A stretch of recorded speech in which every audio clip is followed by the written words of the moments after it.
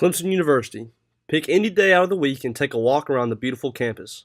Look around and you will see bright, smiling faces of people from different cities and backgrounds.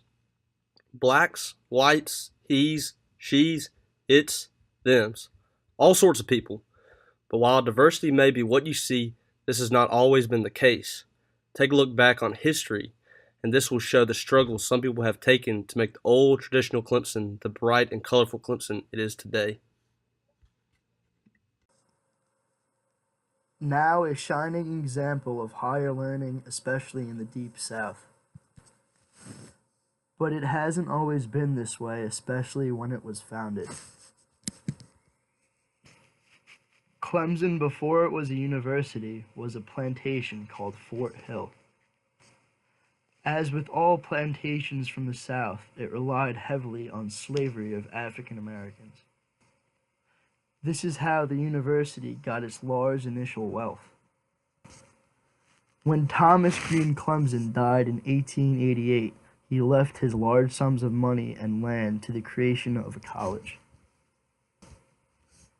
At first, the university wasn't even a university. It was a military college that was founded in 1893 that opened with 446 students. All 446 students were at first white and male. This was the status quo for many years, as at the time, even though emancipation had happened, Jim Crow was still a major part of the South. Women, on the other hand, were thought to not need college as they were home caretakers. Along with many other things, war advances the cause of women at Clemson. The first women to join the faculty of Clemson joined in 1917.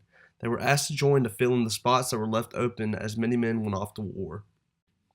While African Americans and women were not offered opportunities to graduate from Clemson, other minority groups such as Asians were given chances to graduate from the university.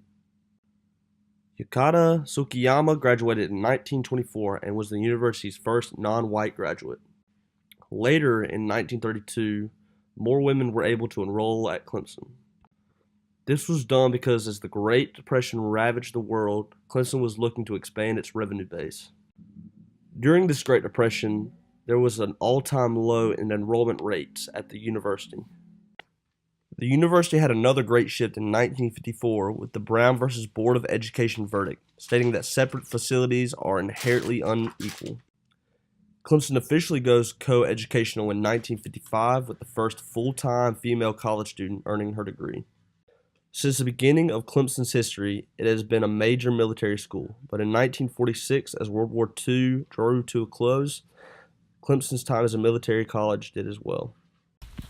And finally, in 1962, there was a landmark case against Clemson College filed by Harvey Gantt. He claimed his acceptance was only denied based on his race, and after appealing to the Supreme Court, he was admitted to Clemson. While looking back, these events seem very violent. However, Clemson accepted these new changes with grace, especially during the time this took place in. Since Clemson had now become such a great place for learning, they renamed themselves Clemson University in recognition of their new programs in 1964.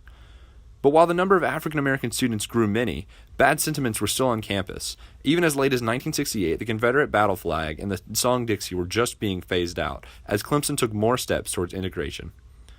1975 was the year that the university founded varsity athletics for women on campus, another large step forward for women having the same opportunity as men on campus.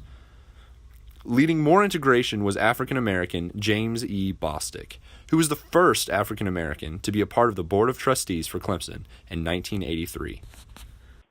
And only 10 years later, in 1993, Patricia McAbee was the first female Board of Trustee member, leading Clemson toward more integration between men and women. Next year, in 1994, Alameda Jacks was made Vice President of Student Affairs, making her the first female to hold a vice president's office at Clemson. And in 2000, Rita Bolt became the first female undergraduate student government president. While we have come a long way, many feel Clemson is still behind on integrating other groups fully, with many people taking to activism on campus from 2014 to 2016. which has recently prompted the university to take many more steps to show its difficult past. So, in 2016, the Board of Trustees created a History Task Force to tell Clemson's complete history.